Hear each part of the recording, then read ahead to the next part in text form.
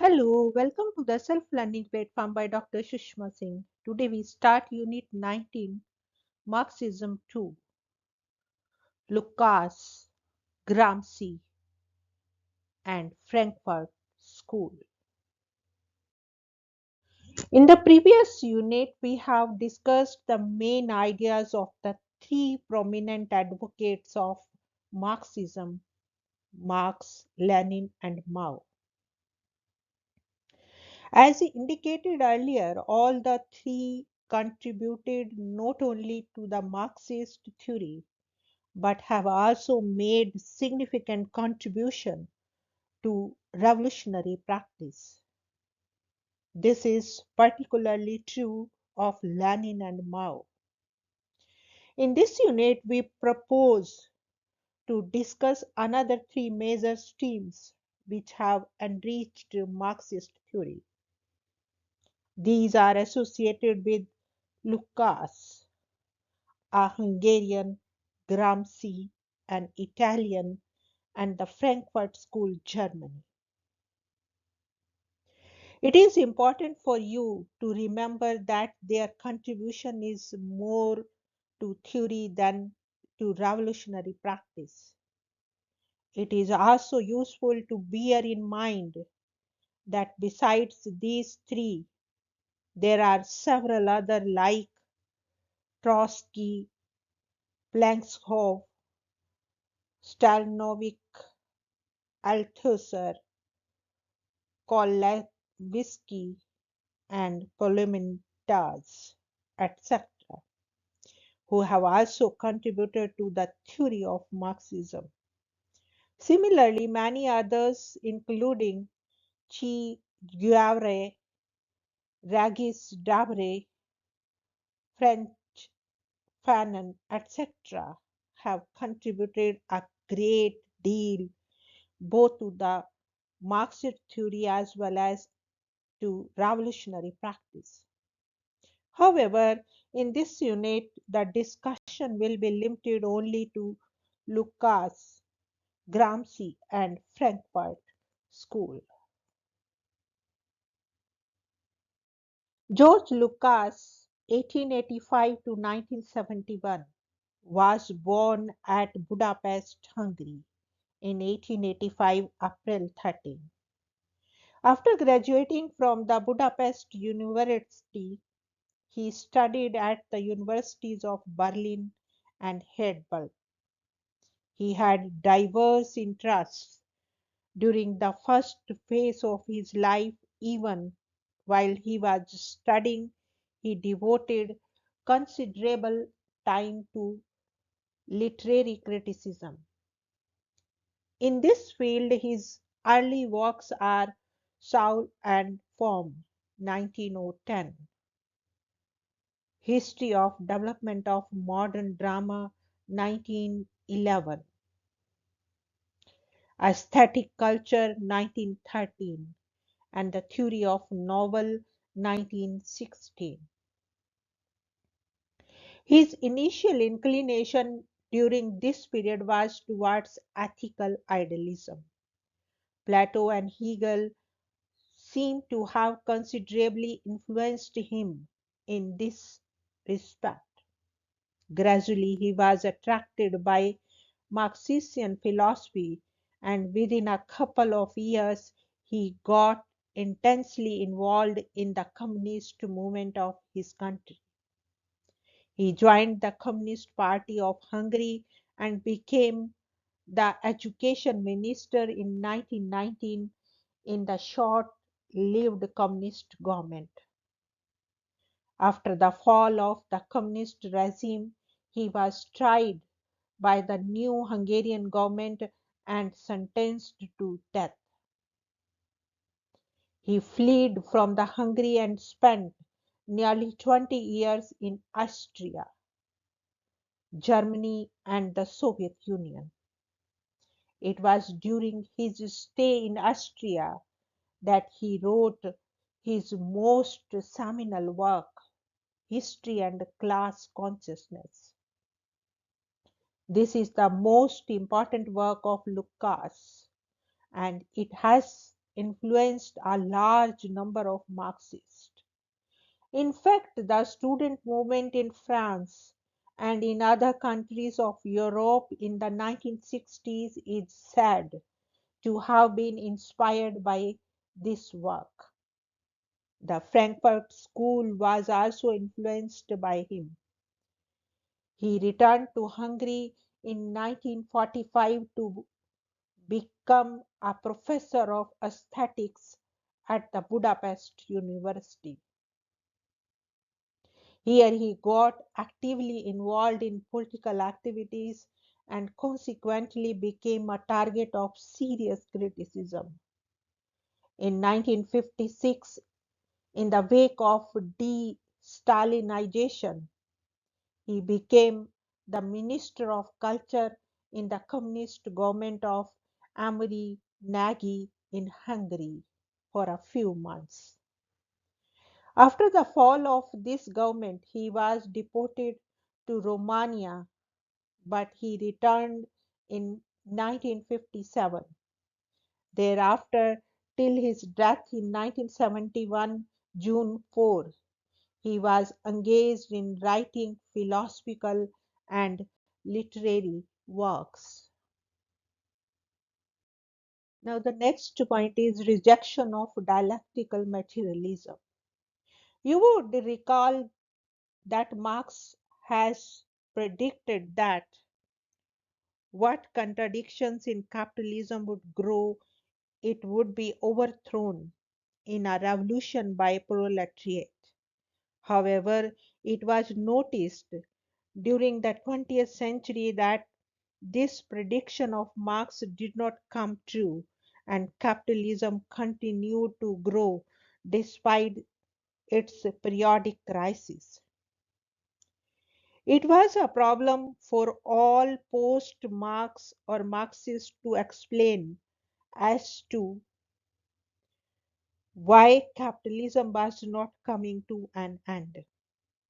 In the previous lesson, we discussed that Lenin's explanation was that capitalism was still surviving because it had reached its highest stage of imperialism, which was the last stage of capitalism. Lukacs, Gramsci, and the Frankfurt School offered other answers to explain this phenomena. Lukacs argued that for the overthrow of capitalism, the mere existence of the proletariat class was not enough, as Marx had argued. This proletariat must also acquire revolutionary consciousness. He was critical of the view that Marxism was like physical sciences. He criticized Engel's argument that human behavior was governed by dialectical laws. He also criticized Engels for applying dialectics to the social world because the interaction of subject and object in the social world is not the same as in the natural world. He went on to say that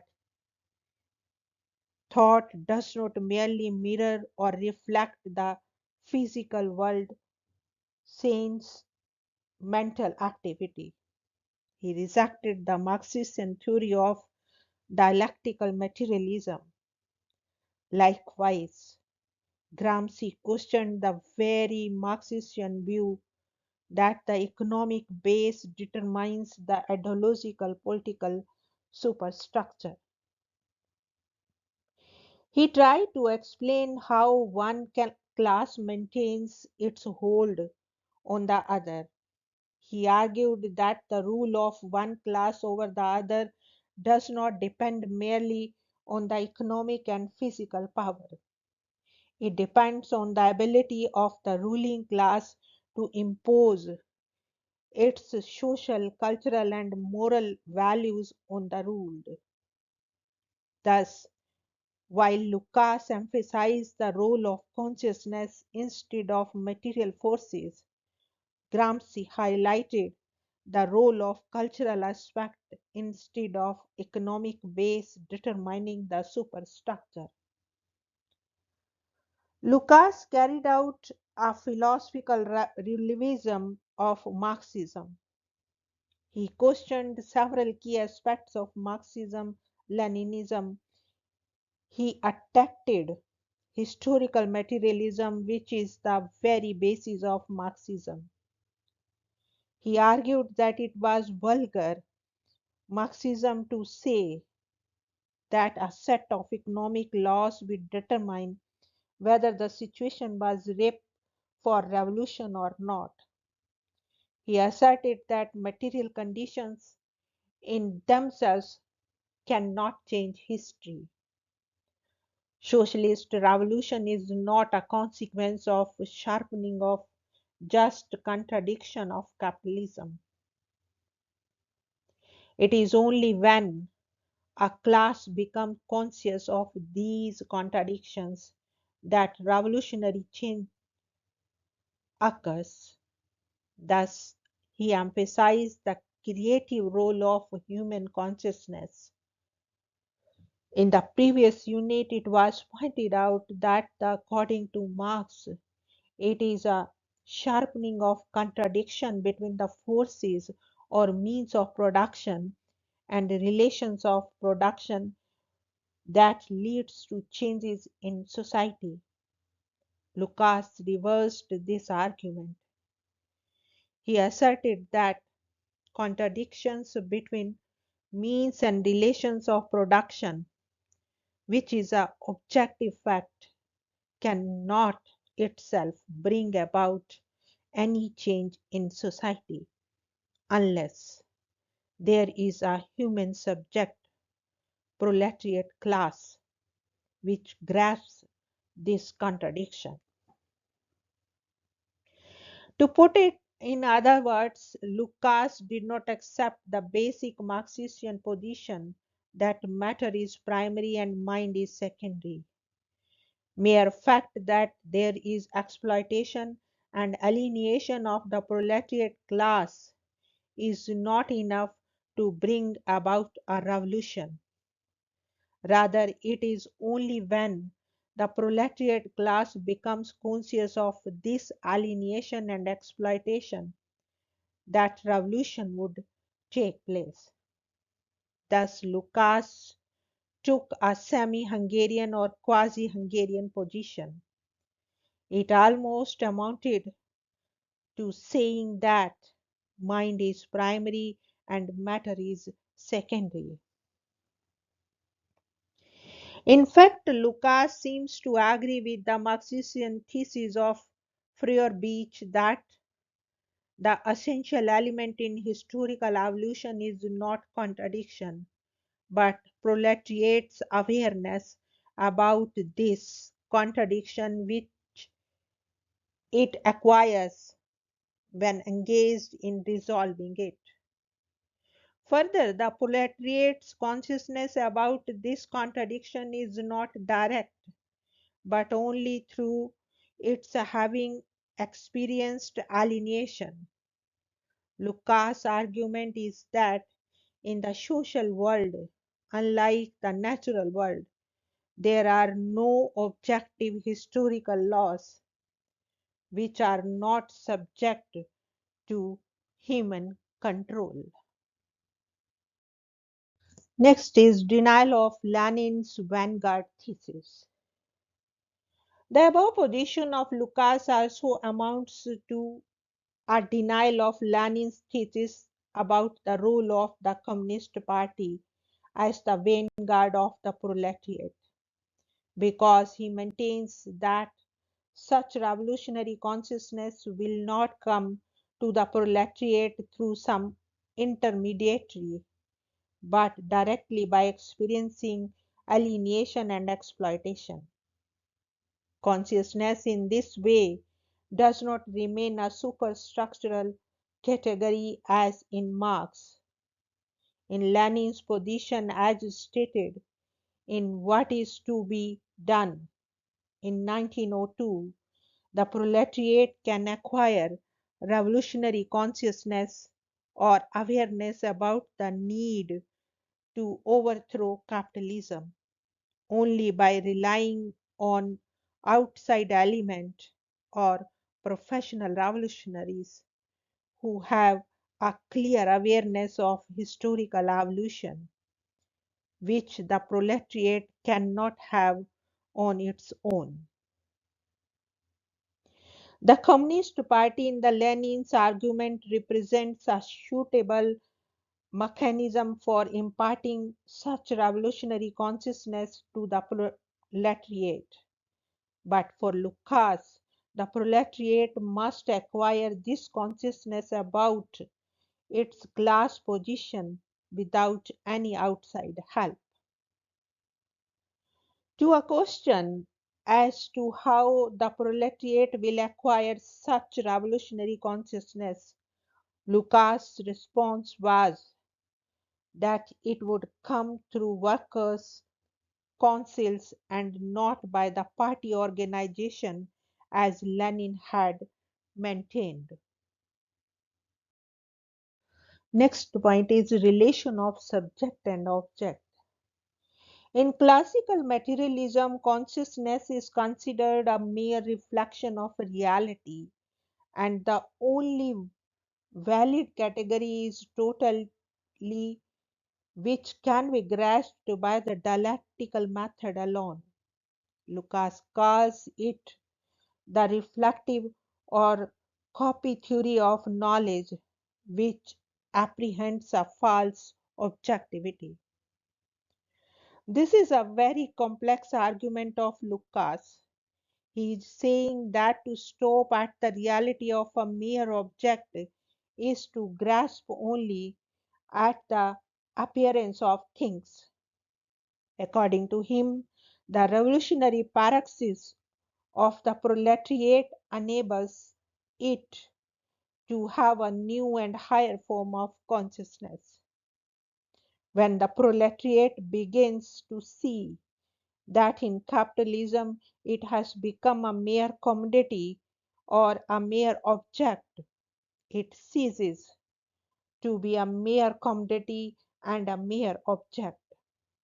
It becomes a subject or agent of change.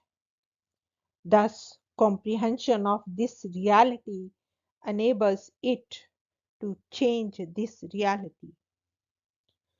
Lucas further argued that object and subject or being and consciousness are not related to each other at base and superstructure, but coexist in a single dialectics. In other words, which Marx had argued that it is the material condition of society and which change history. According to Lucas, consciousness is not a simple reflection of the process of history, but it truly is an agent by which history may be transformed. While consciousness is a product of material condition, it is also the driving force by which material conditions may be changed.